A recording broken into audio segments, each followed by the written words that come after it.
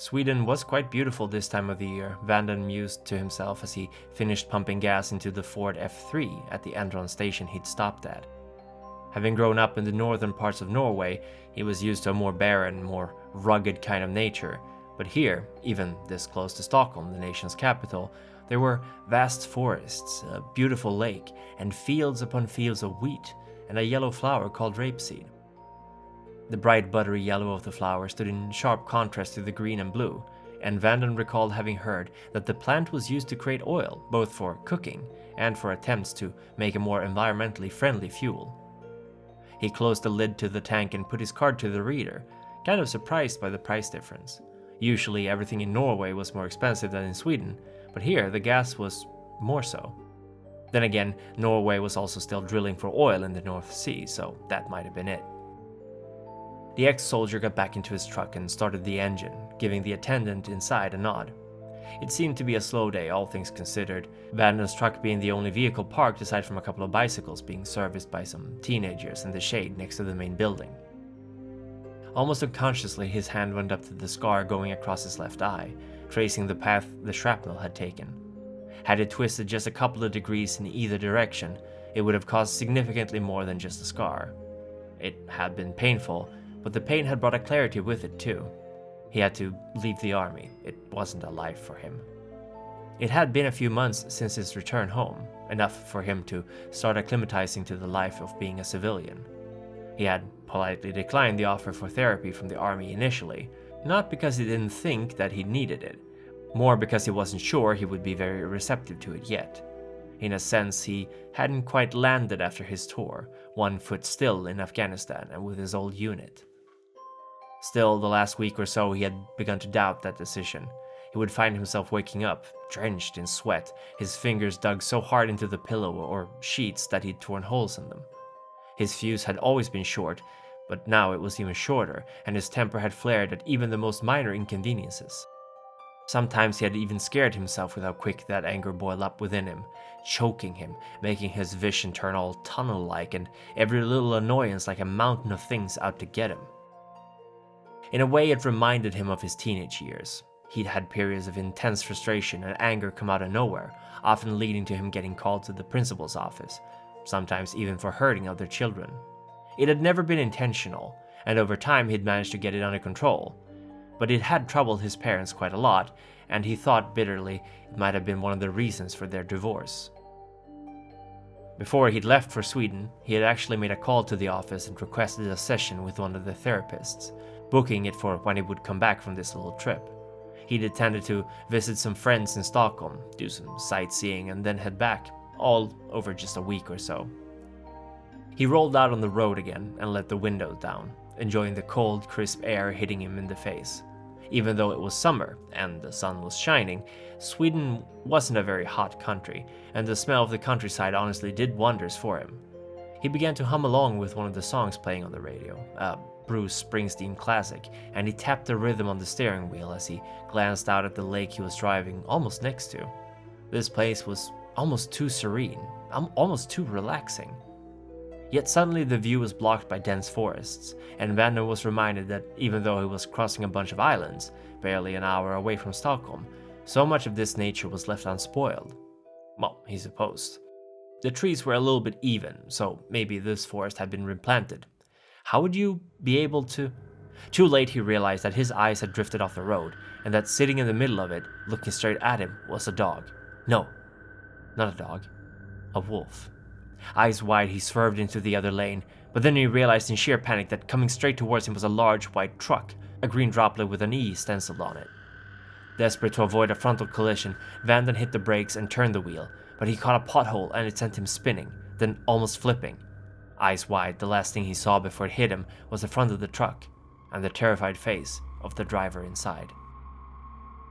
Drifting in and out of consciousness, Vandon could have sworn he heard the shouting of voices, and for a moment he felt like he was back in Afghanistan.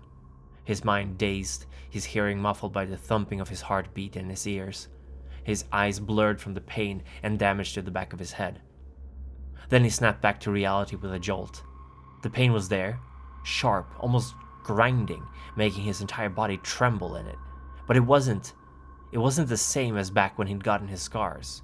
Instead, it made him alert, all his senses suddenly clicking into place, enhanced a hundredfold. He could see everything happening as in slow motion. The large, furred beast approaching the 18-wheeler, the car behind it stopping, the people inside it getting out and armed with shotguns and rifles. He heard their screams of fear and pain as that thing tore into them, and he saw the driver of the truck that had hit him stare at him from behind the wheel. Something was off about him. A stench. No, some kind of aura. It shone purple and thick, and it was driving Vandon wild.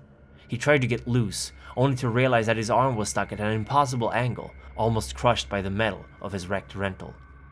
The anger and pain just kept building up inside him, and he snarled with frustration, tugging to get his arm loose. The metal at first remained firmly in place, but then, slowly and with a strained groan, it began to give way, as fur started to sprout up his arm. The bleeding stopped quickly, the bones cracking and shifting as they healed, the fractures closing up and the flesh knitting itself close. If Vandon had been at his senses, this sight would have disturbed him deeply, made him question his sanity, but now he merely shook it off, mind hyper-focused by the rage coursing through him. The driver of the truck, he was foul, twisted, corrupted by something, and Vandon needed to get it out of him.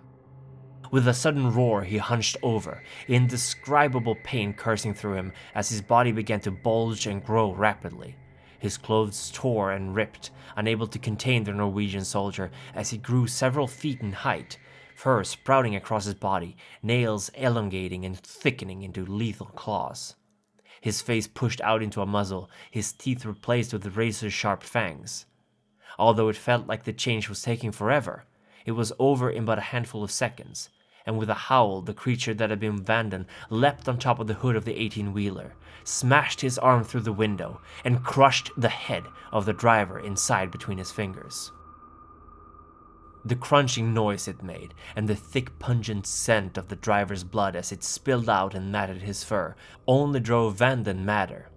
He needed to rid this beautiful landscape, this idyllic forest and clear skies and vast fields, of anything that threatened it. With a roar, Vandon fell upon the people who had been in the car behind the truck. One of them shot at the massive creature he had become at point blank, yet to the massive, hulking, fur-clad monster, it felt like a bee's sting. And with a snarl, he swiped the weapon to the side, relieving the man of his arm in the process, and tore out his innards with a howl of rage. All around Vandon there was commotion. More of those monsters came out too, seemingly out of nowhere, covered in fur, howling and snarling at him, attacking the people in the car. Or attacking him? One of them, a giant, looking like a mixture between a wolf and a man, was suddenly on top of Vandon, trying to push him down, his grey and black speckled fur glistening with fresh blood. Vandon let out a snarl in return, wrestling the wolfman off him, and setting off after another one of the humans.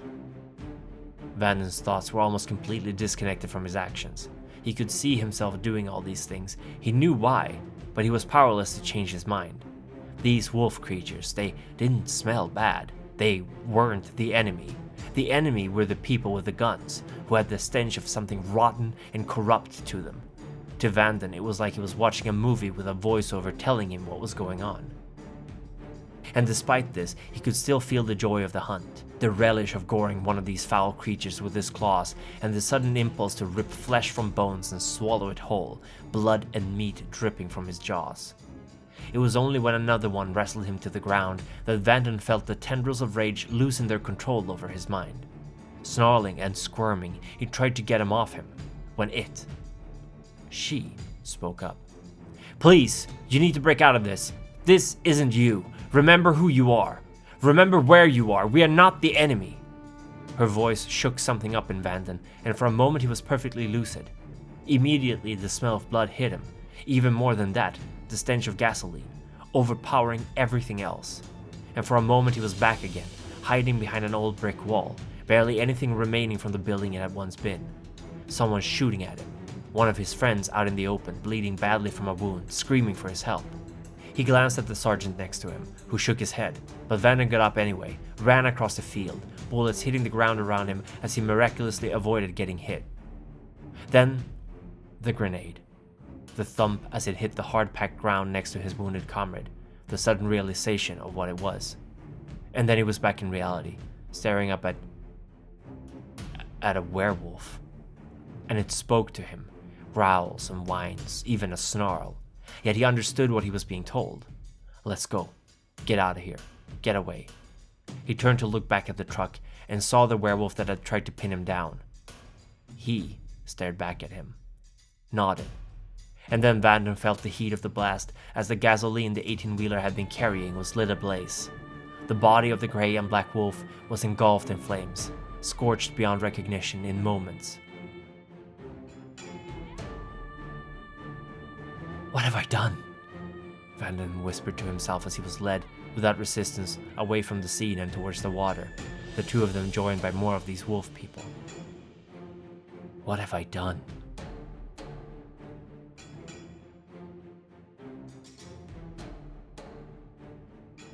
This video was a reenactment of a scene from one of my patrons' first change in Werewolf the Apocalypse. Thank you for your support as always, Bambi, and I hope you enjoyed this.